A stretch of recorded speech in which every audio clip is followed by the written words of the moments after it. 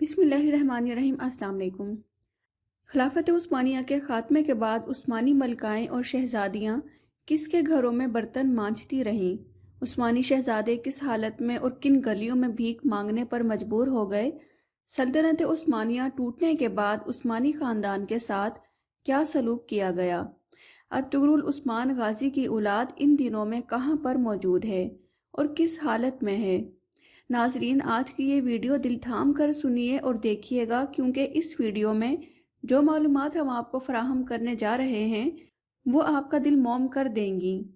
کہاں آپ سب نے ارطغرل غازی اور عثمان غازی کی بہادری کے قصے سنے اور ان کی بہادری پر بنائی گئی سیریز دیکھیں جو کہ خون گرما دیتی ہیں؟ کہاں آپ سب نے سلطنت عثمانیہ کا دنیا بھر میں رعب اور دبدبے کے ساتھ حکومت دیکھی، جہاں بڑی بڑی طاقتوں نے عثمانیوں کے سامنے گھٹنے ٹیک دیے؟ اور پھر آپ سب نے سلطان محمد فاتح اور سلیمان علی شان کے تاریخی فتوحات کے قصے تو ضرور سنے ہوں گے، جو کہ زیادہ دور کی باتیں نہیں ہیں، لیکن اب ان تاریخی ہیروز کی لاکھوں بلکہ کروڑوں مربع کلومیٹر پر پھیلی ریاست کی حالت آپ کو بتائیں گے تو آپ کا دل پسیج جائے گا، کیونکہ اس وقت تک عثمانی خاندان رہنے کو کوئی جھونپڑی ڈھونڈتے رہے اور کھانے کے لیے بھیک مانگنے پر مجبور ہو گئے۔ جی ہاں، ہم بات کر رہے ہیں نومبر 1922 کی، جو کہ تاریخ اسلام کا وہ سیاہ دن ہے جب سلطنت عثمانیہ کے خاتمے کا باضابطہ طور پر آغاز ہو چکا تھا۔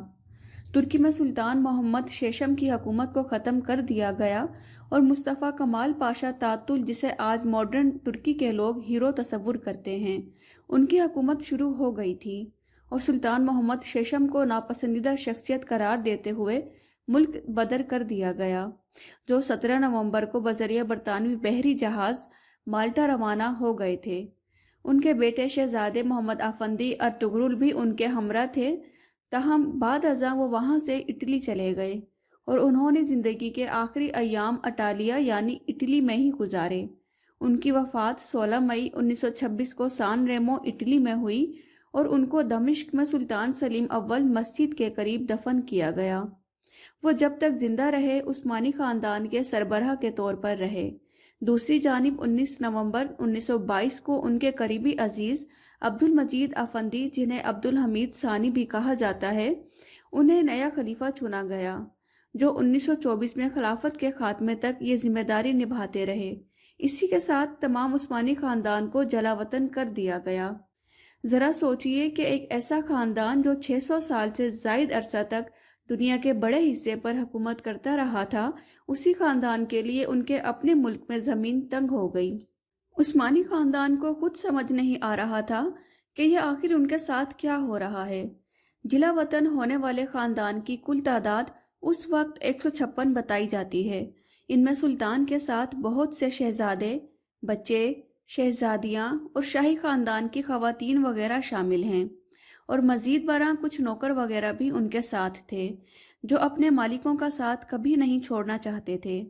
اس کے ساتھ اس خاندان کے تمام داماد بھی جلا وطن کر دیے گئے اور ان کو یک طرفہ پاسپورٹ جاری کیا گیا۔ آل عثمان کو سلطنت ٹوٹنے کے بعد صبح کا انتظار کیے بغیر ہی رات کو ہی گھریلو لباس میں ہی یورپ بھیج دیا گیا۔ شاہی خاندان نے التجا کی کہ آخر یورپ ہی کیوں، ہمیں اردن، مصر یا پھر شام یا کسی بھی عرب علاقے میں بھیج دیا جائے۔ لیکن یہاں پر دشمنوں کا مقصد صرف عثمانیوں کو شکست دینا ہی نہیں تھا، بلکہ ان کی تذلیل کرنا بھی تھا۔ جو علاقے ماضی میں ہی عثمانیوں نے فتح کیے ہوئے تھے، اب عثمانیوں کو وہاں پر تارک وطن کی حیثیت سے بھیجا جا رہا تھا، تاکہ دشمن اپنے انتقام کی آگ کو ٹھنڈا کر سکے۔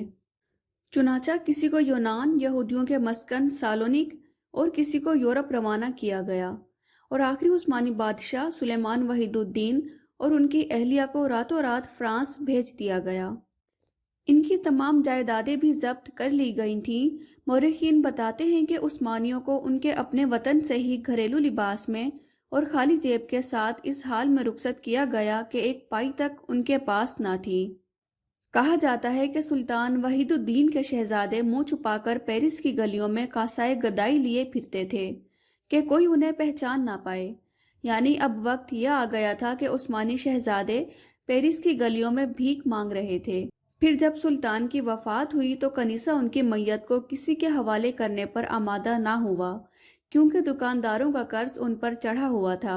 بالآخر مسلمانوں نے چندہ اکٹھا کر کے سلطان کا قرض ادا کیا اور ان کی میت کو شام روانہ کیا گیا اور وہاں پر ہی وہ سپرد خاک ہوئے۔ 20 سال بعد جنہوں نے سب سے پہلے عثمانی خاندان کے بارے میں دریافت کیا اور ان کی خبر گیری کی، وہ ترکی کے پہلے منتخب وزیر اعظم عدنان مندریس تھے۔ شاہی خاندان کی تلاش کے لیے وہ فرانس گئے اور وہاں جا کر ان کے احوال و کوائف معلوم کیے۔ پیرس کے سفر میں وہ کہتے تھے کہ مجھے میرے آباء و اجداد کا پتہ تو بتاؤ، مجھے میری ماؤں سے تو ملواؤ۔ بالآخر وہ پیرس کے ایک چھوٹے سے گاؤں میں پہنچ کر ایک کارخانے میں داخل ہوئے تو کیا دیکھتے ہیں کہ سلطان عبدالحمید کی زوجہ 85 سالہ ملکہ شفیقہ اور ان کی بیٹی 60 سالہ شہزادی عائشہ ایک کارخانے میں نہایت معمولی اجرت پر برتن مانج رہی ہیں۔ یہ دیکھ کر مندریس اپنے آنسو نہ روک سکے اور زاروں قطار رو پڑے۔ پھر ملکہ کا ہاتھ چوم کر کہنے لگے کہ مجھے معاف کیجیے، مجھے معاف کیجیے۔ شہزادی عائشہ نے پوچھا، آپ کون ہیں؟ کہا، میں ترک وزیر اعظم عدنان مندریس ہوں۔ اتنا سننا ہی تھا کہ وہ بول اٹھیں کہ اب تک آپ کہاں پر رہ گئے تھے؟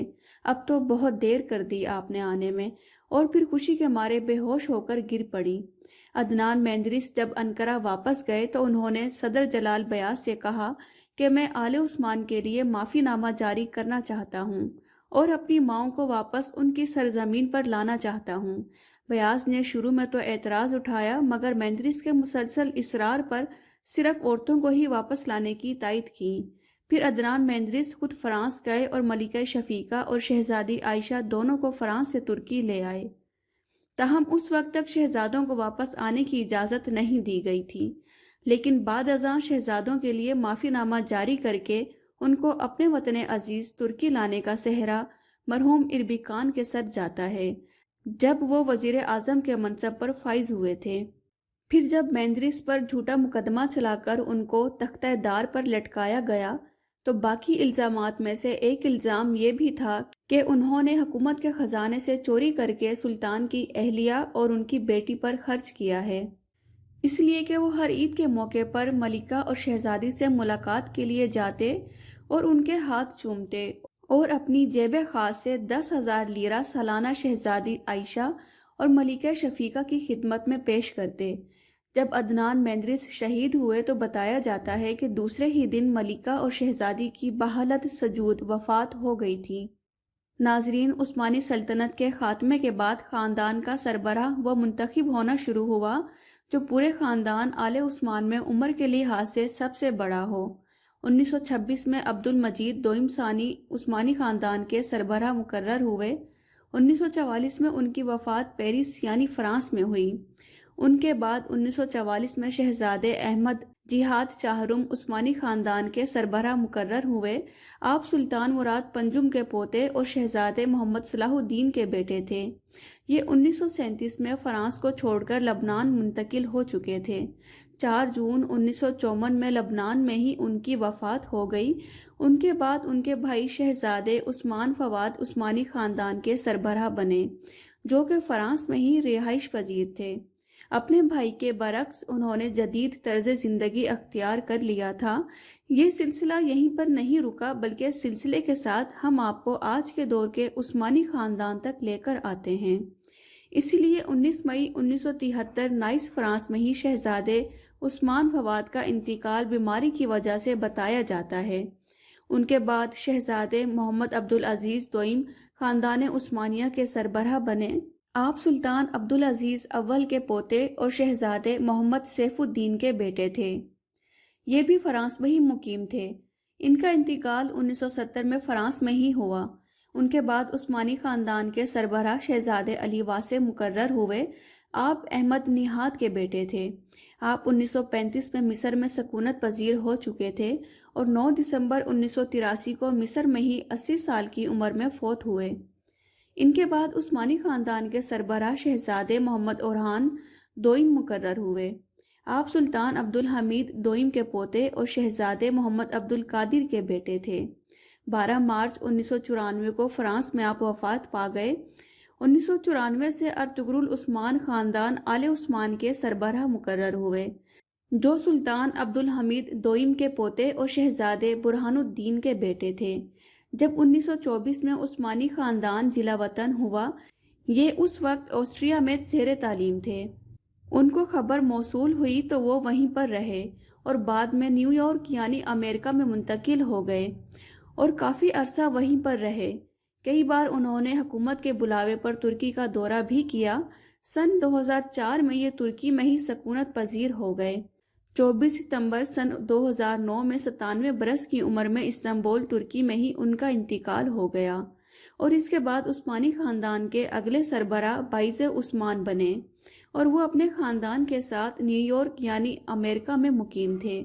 عثمان بائزے کا 2017 میں انتقال ہو گیا، اور اس کے بعد سلطنت عثمانیہ کے آخری طاقتور سلطان عبدالحمید عثمانی کے پڑپوتے اور سلطان کے صاحبزادے محمد سلیم آفندی کے پوتے دندار عبدالکریم عثمان سلطنت عثمانیہ کے نئے سربراہ بنے۔ سلطنت عثمانیہ کے خاتمے کے بعد جب شاہی خاندان کو ترکی سے جلا وطن کیا گیا تھا تو دندار عبدالکریم کا خاندان دمشق منتقل ہو گیا تھا۔ ان کی پیدائش 1924 میں وہیں پر ہوئی تھی۔ دندار عبدالکریم عثمان 19 جنوری 2021 تک سلطنت عثمانیہ کے سربراہ رہے اور 90 برس کی عمر میں دمشق میں ان کا انتقال ہو گیا۔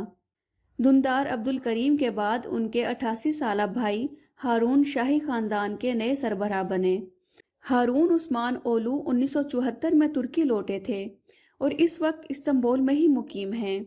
اب ترکی میں عثمانی خاندان کے بہت سے افراد دوبارہ سے سکونت پذیر ہو رہے ہیں۔ سلطان عبدالحمید دوئم کے پوتے عبدالحمید کائی خان ترکی میں عثمانی خاندان کی نمائندگی کر رہے ہیں۔ یہ خاندان آج بھی زندہ ہے اور مختلف جگہوں پر اور مختلف ممالک میں رہ رہا ہے، جن میں امریکہ، بلغاریہ، ہنگری، فرانس اور مصر وغیرہ شامل ہیں۔ پیارے ساتھیوں، یہ تھی ہماری آج کی ویڈیو۔ اگر آپ کو ویڈیو پسند آئی ہو تو پلیز لائک کر کے شیئر ضرور کیجیے گا اور چینل کو سبسکرائب بھی کر لیجیے گا۔ آپ سے ملتے ہیں اگلی ویڈیو میں، تب تک اپنا خیال رکھیے گا۔ اللہ حافظ۔